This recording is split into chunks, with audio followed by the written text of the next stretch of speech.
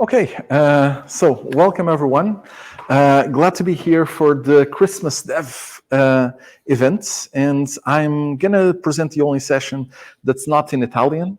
But even if you don't understand me, that's okay, because we will see some cognitive services that actually solve these kind of problems if we don't understand each other. Okay, so at any time, feel free to ask any questions, and I'll be happy to take any questions in English, Portuguese, or even Italian. You might get an answer not in Italian, but I will try to understand it anyway. Okay, so let's get started. And the session today is all about cognitive services. So we'll see what cognitive services, Azure Cognitive Services can do for you. And most of these services are actually free to try. So you can try them for free. And if you feel that this is good for your projects, etc., you can literally just start to put them into production, and then you probably have to pay for them at some point in time. But they are mostly free in most cases, okay? So let's give it a try. My name is André Melancia. I'm from Portugal. And yes, it's really nice to be here. It's the second session I do in Italy. First session I did was in Milan. I have no idea when. Before the pandemic. Before the pandemic. So yeah, because we know that when the pandemic started, like the things that we see here, when the pandemic started, all of the time stopped, right? So for 2 or 3 years, the time stopped. So let's hope we can get back to normal from this. Okay, so let's give it a try. So first of all, thank you very much for all of the sponsors for providing all of the food. This is very important. This is literally the reason I'm here, because I can do this remotely, or I can be here in person, and definitely here in person you get food. So this is this is okay. So let's move on, and I'm going to show you a video. Can you tell me if you can hear it?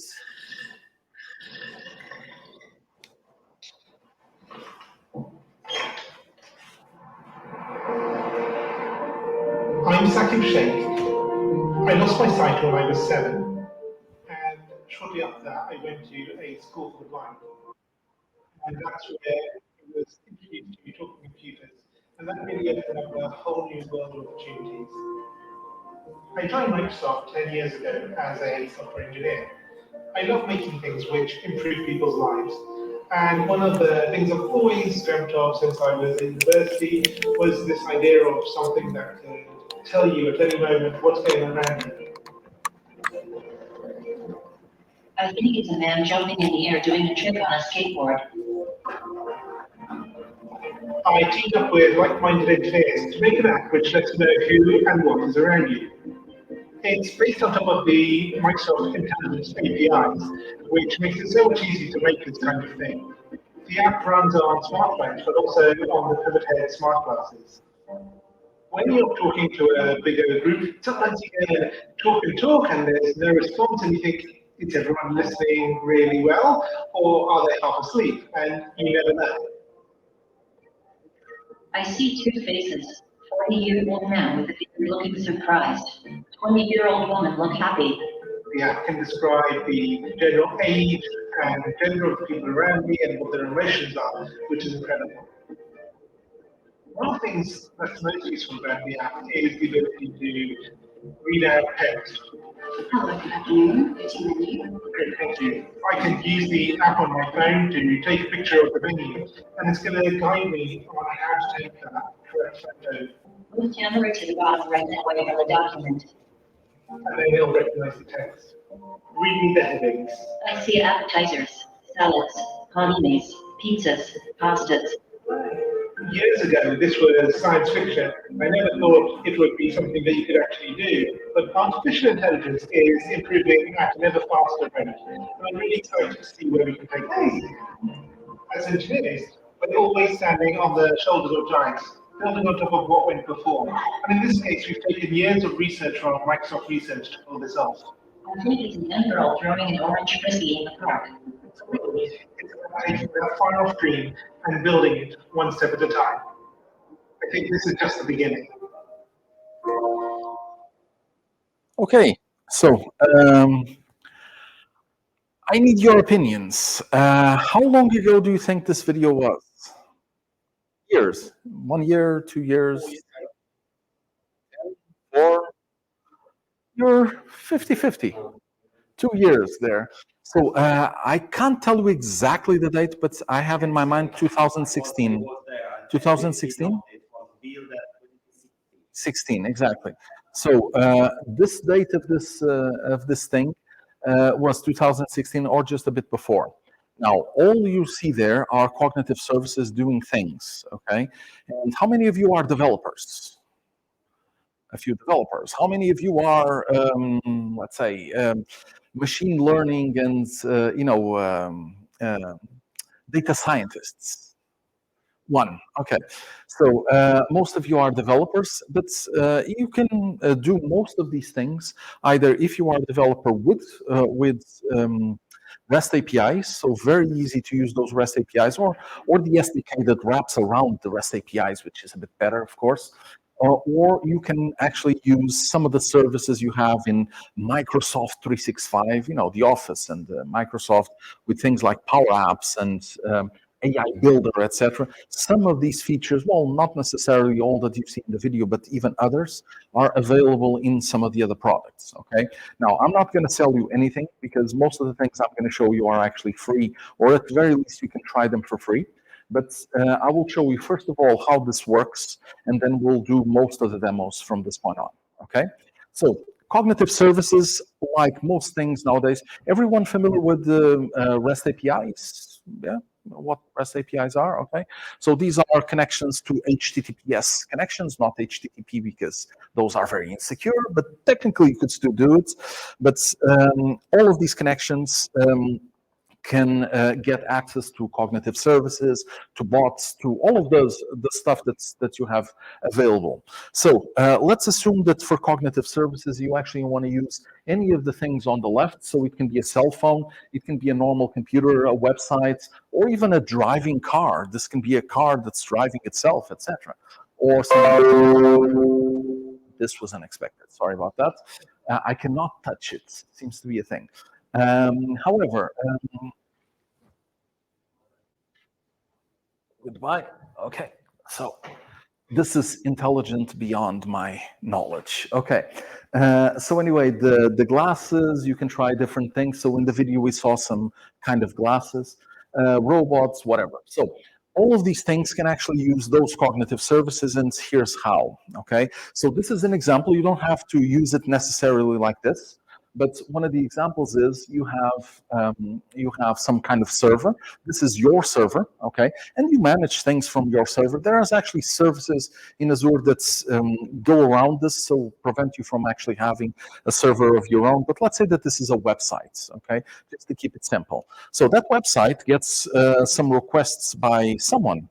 So someone asks things. Let's keep it very simple. This is a web page. They ask you something, and let's say that they upload some kind of image that you need to process graphically or do something in terms of cognitive services, like we saw in that recognizing the menus and things like that. Okay, so the first thing, you receive the image, and then you send it to cognitive services via some web service, REST API, pretty much. Okay, now you can do this directly via the actual REST API, or you can use some of the SDKs that are available for all of the cognitive services. Okay, each of them has its own SDK. Most of them or all of them are available for .NET, so C#, etc. Some of these are available for things like Python and a few other languages. I have no idea which ones, okay? But you have to go to the documentation, see which ones are available. But the .NET one is the most common one that's available for pretty much everyone, okay? And some of them have, as I mentioned, Python, but other things as well, so you have to see which ones are available. Worst case, anyone uses COBOL? Okay, if you used COBOL, you could still do a REST API and still connect to it. Not that I would recommend it, but you could. Now, you go to Azure, and Azure actually asks you, okay, give me the information, blah, blah, blah, you know what to ask for, and it sends it back. So it processes the information and then sends back the information to your server, to your website, to your whatever it is. And that information gets processed, and then that processing is actually done and sent back to the client. Okay, so a lot of things can happen here, but most of the logic is done this way. Okay, I never recommend that this part here be on the client side. if it is a website, because you need to provide a key to the cognitive services. So you have a key. What does that key represent? Money. If you give that key to someone, they will start to use it, and it's your money. So just if you are okay with that, you can put it on the client side. But I don't think Microsoft will be very happy with that. But maybe not you. Okay. So please be careful with it. Okay. So anyway, let's try some demos in this case, and I do promise some naughty demos. So let's give it a try. This is my Azure portal. Let's just increase the size of this because otherwise this will be difficult. Okay, we all know that cats will eventually take over the world. We know this, so this is okay. So this is my Azure portal, but before we actually go there, I'm going to start by showing you what you can do. So first of all, how many of you use Azure? Okay, a few people, not everyone. Okay, some people are also at home, with the streaming and everything. So hello, everyone remotely. I do apologize if we don't talk to you a bit more, but it's a bit difficult. In person is always better. But in any case, I want to show you that if you go for Azure.com, let's go for Azure.com. This is actually a list further ahead. But if you go here, you can actually go and get a free account here. So on the top green button, free accounts, and then you can get some of the services for free.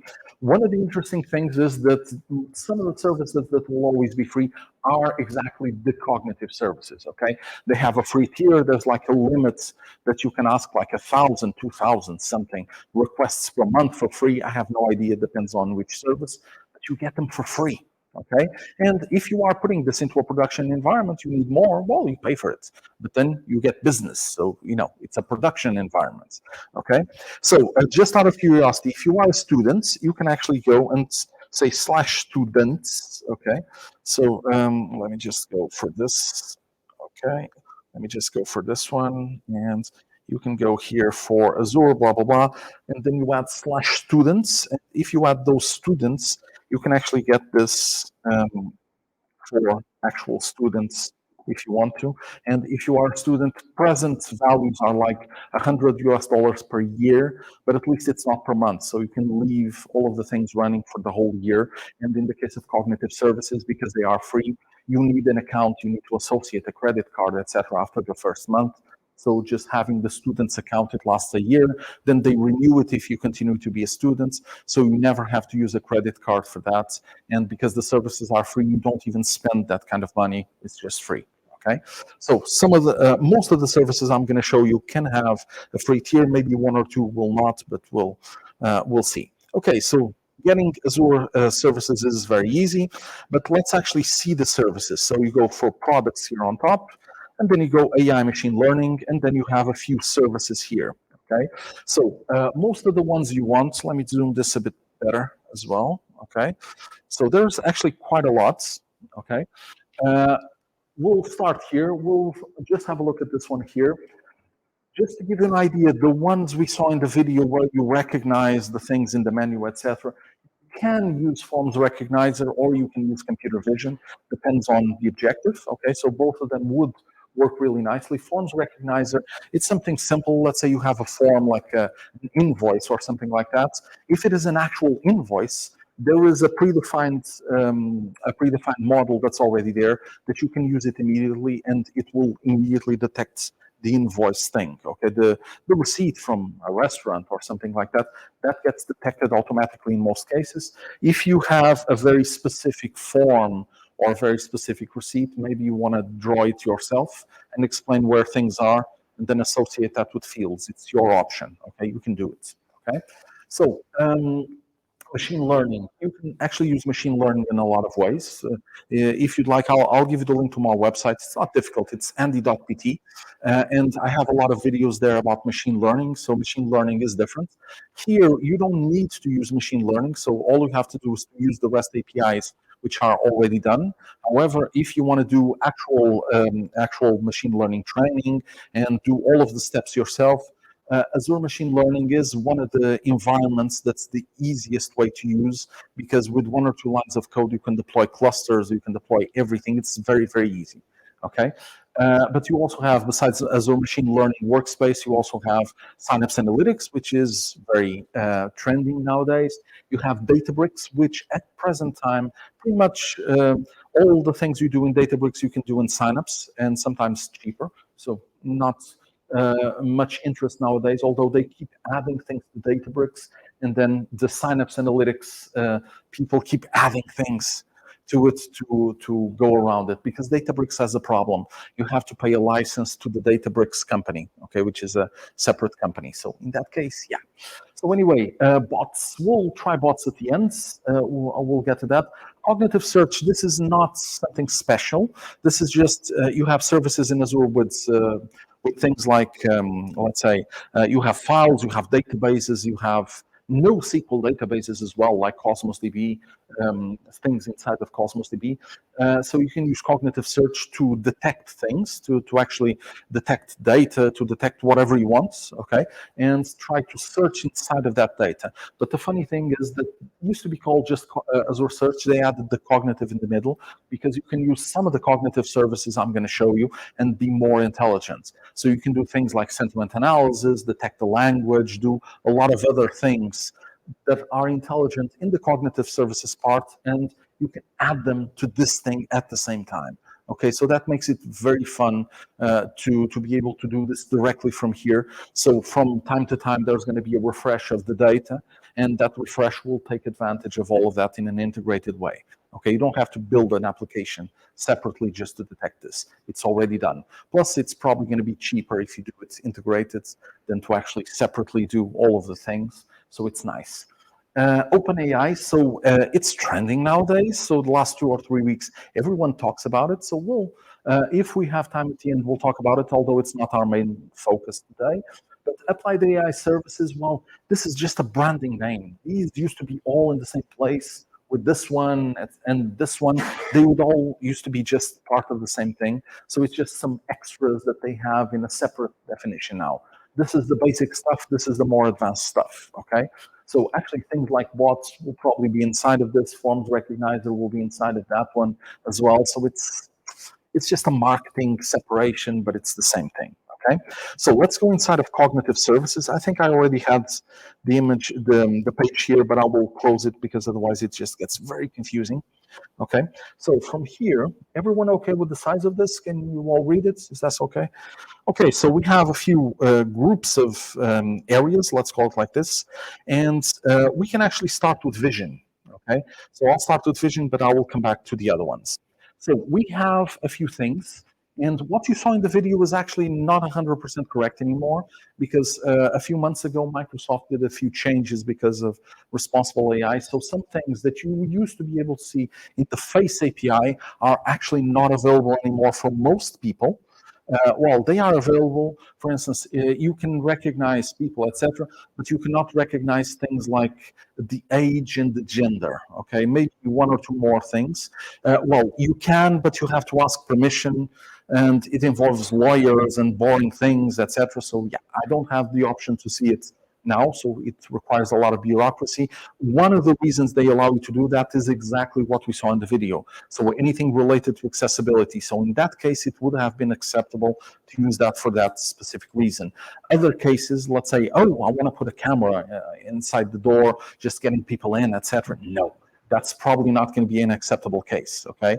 If you want to detect age, etc., you have to go to the machine learning way and do it manually yourself. Microsoft doesn't want any part of that anymore, okay? Although you might still see some videos online with some examples from the past where this actually happened. Technically, all the APIs are still there, but you have to ask permission to be able to use it, okay? Looks like.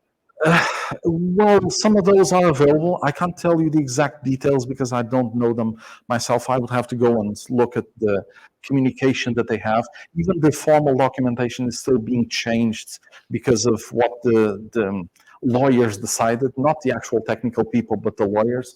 So it's an ongoing process, and I'm not sure what's going to happen. For instance, even the Microsoft courses that used to have Face API, etc., they are still not updated even after almost 6 months. Okay, so yeah, I did check yesterday or the day before.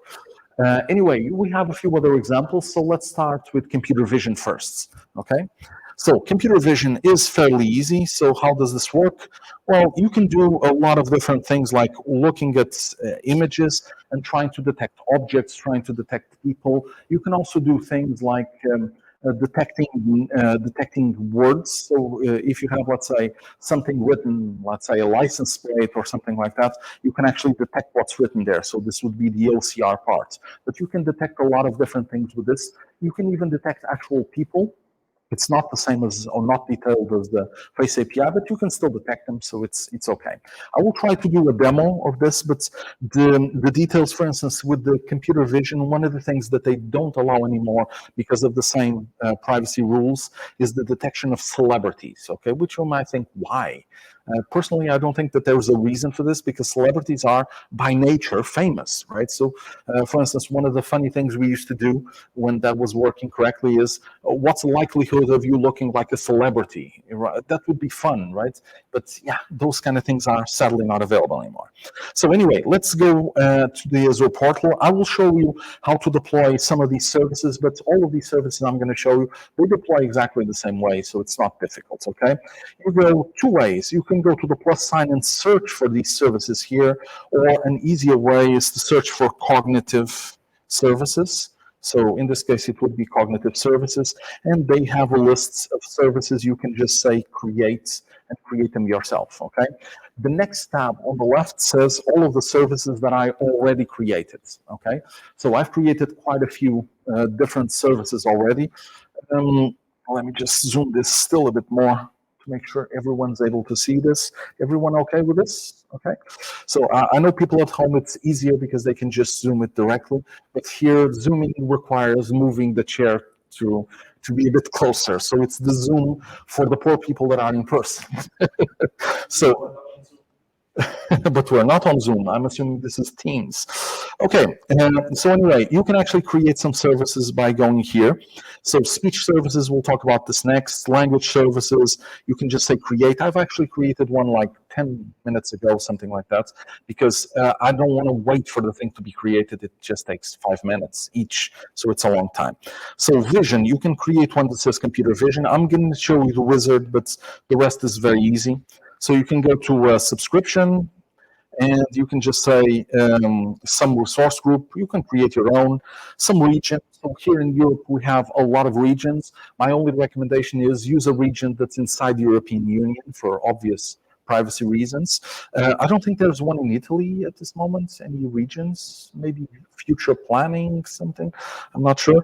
But I personally use West Europe a lot. It's the nicest one. It's actually the most complete in Europe. So it's a nice one. And then you give it some name. Doesn't really matter what it is, okay? And then pricing tier, that's the scary part. But you can go for the free, okay?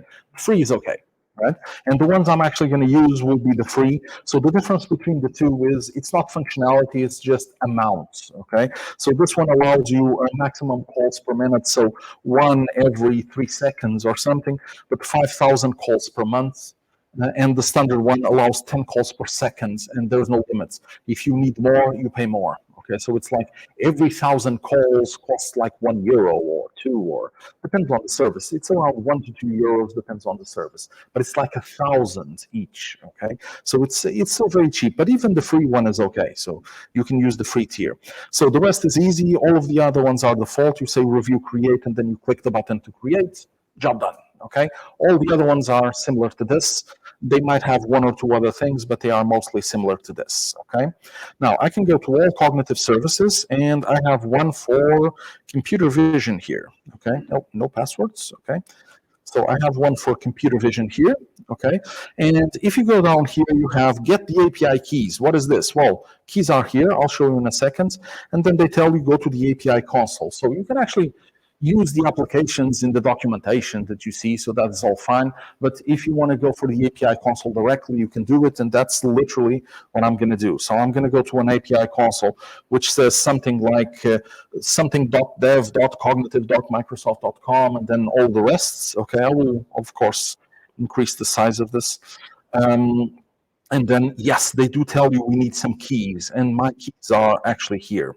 So yes, I do have a key. So I'm going to copy one to the clipboard. I'm going to have to come back to this page a bit more times, but that's okay.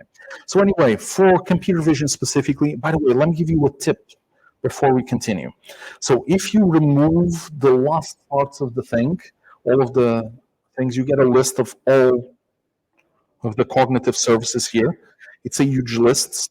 So this is a nice trick because you usually don't find this. Okay, so go to the whole lists, and if you want to, you can click here and say all, and you have like a huge page with all of the options available. I use it a lot because the only place I can find this link is on the computer vision. Okay, there's somewhere else, but you memorize it, and then whenever you forget it, I just go there, copy this, and then if I need something else, I'll just go and find the other one. So multiple computer visions, Face API, speech, etc. They're all here. Okay, so let's go back to the one, and we'll go for the describe image. Okay, so this was the same as we saw in the video. The video was fairly easy. And analyze image, that will just feed the image into the thing and not that much more. But describe image will actually give you a text associated with the image, same as we saw on the video. So I'm going to go for describe image, okay? And then we have some location. I'm going to go for West Europe, okay? And this is usually fine, okay? And in this case, I'm going to say West Europe because that's the one I want, of course. And in most cases, I would be able, wait a minute, let me just increase the size of this. Okay. In most cases, I would actually be able to change some other parameters in other cognitive services. So in this case, these are the only ones that are reasonable, but you can add parameters. If there's extra parameters somewhere, you can add the other ones. But in our case, let's keep the defaults. Now, they do ask me to put in the key. So my key is going to be here. Okay. And then they ask me to say, what's the image? And I have images. So we'll try a few, but this one is a good place to get started. Okay, so it's such a cute image, isn't it, for future scenarios? So it's so cute. Okay, so this was the first one that said Santa that I got. Okay, so yeah, it's a cute image, but we have more. We'll try more. Okay, so I can click on send, and it will take a few seconds, and then response 200. So this is okay, right? So far, so good. And it says, a person in a Santa garment with two children. This is correct, right? This is all correct. Okay, let's try a few more images. So we have a poor Santa somewhere. Well, maybe this one, okay? This one seems all right. Let's try the next one. By the way, cartoons are not easily handled in computer vision, not as well anyway, but we can give it a try anyway. Okay, we will still try it. So, okay. So next one. Okay, so hopefully you get it. By the way, if you use things like PowerPoint, so let me go back to PowerPoint for a second. So if you use things like this, you can actually right-click and say View Alt Text. And if you click on Generate Alt Text for you, they will actually say a couple of kids standing near a blender. So in this case, they don't even associate this with being dummies, right? But the blender is true. The kids seem to be true. The destruction that's happening is actually not detected. Okay, but yeah. So we'll see. So engineering drawing. So here they only detected this as engineering drawing. Not maybe because of the watermark. I feel that might be a thing as well, yeah. But in any case, some of them will actually work better. Okay, so some of them will maybe work better, some of them might not, but you get the idea. So give it a try yourselves, okay, with some images, etc. By the way, I'm showing some addresses directly, right? But I could actually go for multiple things. So one of them would be for me to store this in a storage account and still get the address. Another one would be to upload the actual image, okay? But in terms of examples for all of you, it's much easier to do it like this, but both options are actually available. Okay, so let's go for the next one. Okay, so computer vision is fairly simple. Custom vision is slightly different, so we don't have that much time to demo custom vision, but I will explain how this works. Okay, so I'll give an example. Let's say that this is the custom vision studio. Okay, and all you have to do, let's say you want to detect cans of drinks, so Pepsi, Coca-Cola, and some others, right? So what you do is you take a lot of images, By the way, you can do just classification of the overall image, or you can go for object detection like the case here, okay? So what you do is, I'm gonna put a rectangle around each of these cans, okay? And then I'm gonna say, this is a Pepsi, this is a Coca-Cola, this is whatever, right? I'm gonna describe each one. And if they have like something light, something, without sugar, whatever, you can actually separate them if they look different, okay? And in the end, you can actually tag all of these, and you have all of the examples here. Then on top, let's see, on top, okay? So all you have to do is to click on the train button. You don't have to do anything else. This is all done for you, okay? So first of all, you feed the images, you click on the train button, and then you can click on the tests, okay? Now, this is a very short session. We don't have time for this, especially because there is one unpleasant requirement, because for each of these tags, you have to enter at least 15 images with those tags. Otherwise, it's difficult to do the training, right? But if you enter 15 images of each of these, and you tag each of them like this, you will have, you can click on a button. It's actually faster. Let's say it's 15 of each, like this, like maybe 30, 100 at most. Training will take 3 or 4 minutes. So it's very, very quick, okay? And then you can do the testing, and then when you get the predictions here, you can actually get the details of REST APIs, etc. So all of the details that you need, but that's extremely easy to do, okay? And then, of course, you can use it in your application, feed an image and say, what's in this image? Oh, it's a can of Coke, it's a can of something, okay? So that's the easy part, okay? So very, very easy to do. Okay. Anyway, we also have the face API that I mentioned. Okay. But now let's go for speech. Now we have text to speech and speech to text. So let's try text to speech. So we can have, let's say, language Italian. Okay. So Italian.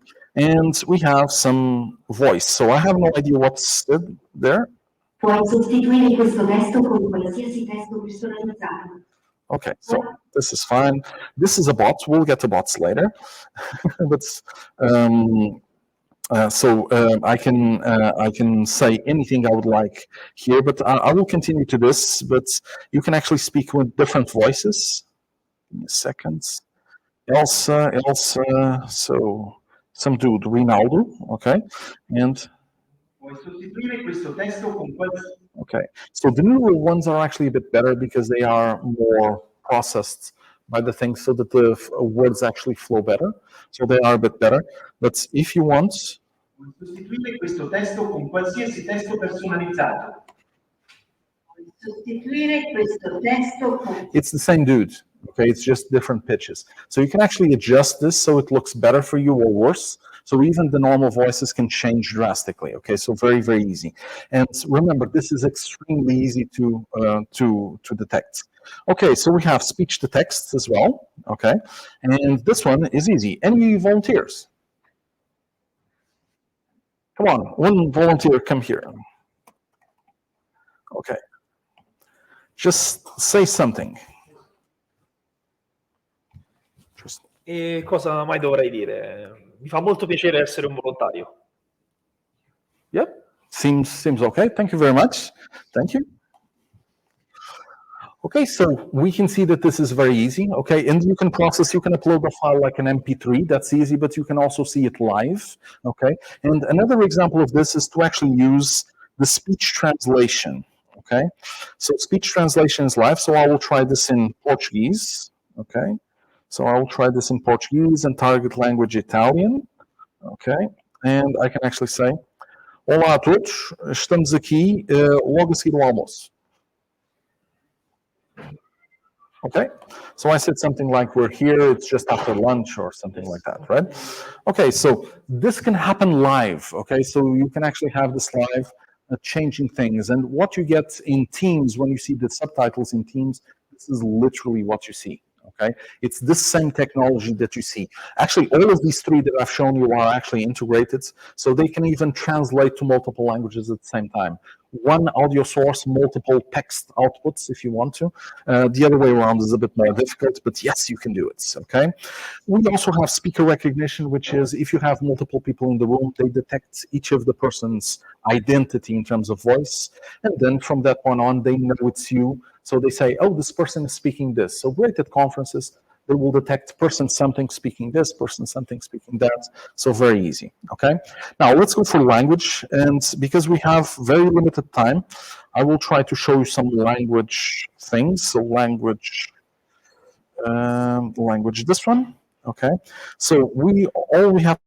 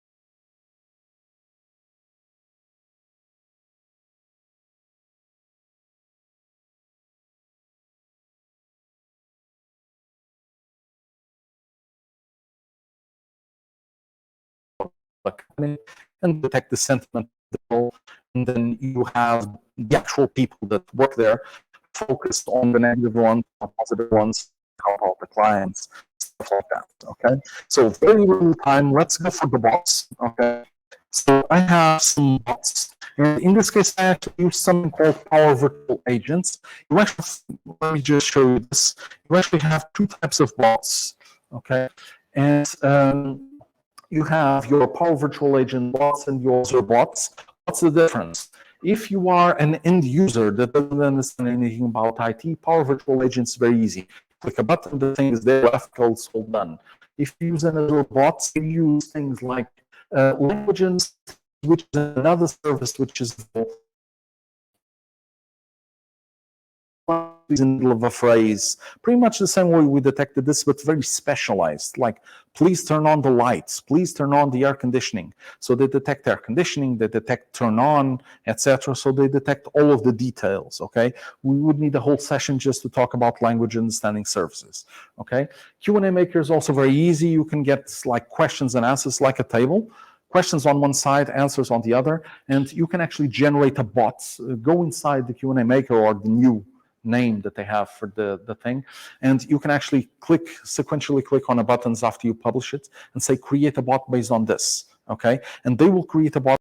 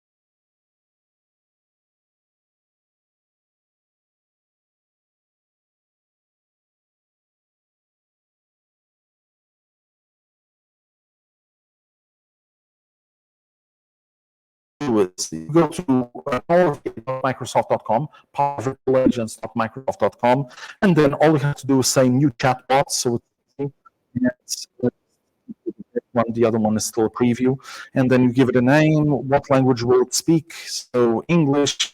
Let's say it is also available, so that the first. So let's go for this one. Okay, and I've created it. It's still pretty nothing special. Here go for and change degrees. So if you say hello or something similar, let me just shrink this for a bit because we need some more space. So if you start on this side, wait a minute. Okay, I cannot shrink this. Sorry about that. I will get back to this. So if you start something like this, you say messages, but then you can actually ask questions and all things. If I say hello, let me just enable this. Hello, it will actually turn green. Say hello, I'm boss. And just ask for Santa Claus. And you said, well, I'm just going to use codes. And that's actually give you something that's still untitled, but my search for strong. So you this song, and you can actually jump into this song here if you want to see it. So please give it a try. You can actually go there. If you go to andy.pt/bots, you can actually try the spots as well. Okay, so if you say hello, I will leave it around for a few days if you want to try it.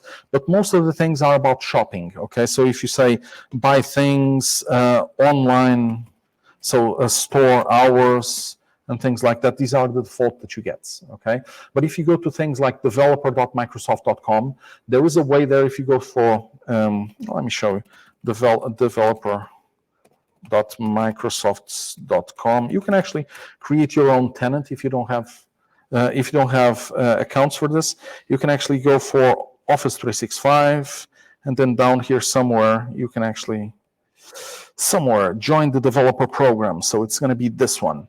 You can join the developer program, create your own tenants, have fun with it, and then go to Power VA without worrying about licensing, because this is expensive. The Azure bot is very cheap. The Power Virtual Agents is very expensive, but if you go for the developer program, you can play around with it. For instance, one of the things I usually do is I do Azure bots, but I prefer to do them here in Power Virtual Agents, have people try them out, and then use them in the other one. So we're at the end. We have our next speakers coming up. Okay. If you want to give this bot a try, this is in andy.pt/bot. Andy.pt, you have all of my information and some sessions, videos for sessions, etc. as well. If you want to try those bots, they are here. If you want to try cognitive services, go to the respective page on each of these in the Azure page, and then in the bottom of that page, there's documentation getting started. So give that one a try, okay? Having said that, any questions? So, domande e risposte. Okay, and I'm not sure if Santa is real, but you can go to chat.openai.com and ask the guy, is Santa real, to the bots, and you might get some weird answers. So, grazie mille a tutti, and hope to see you next time. Thank you very much, okay?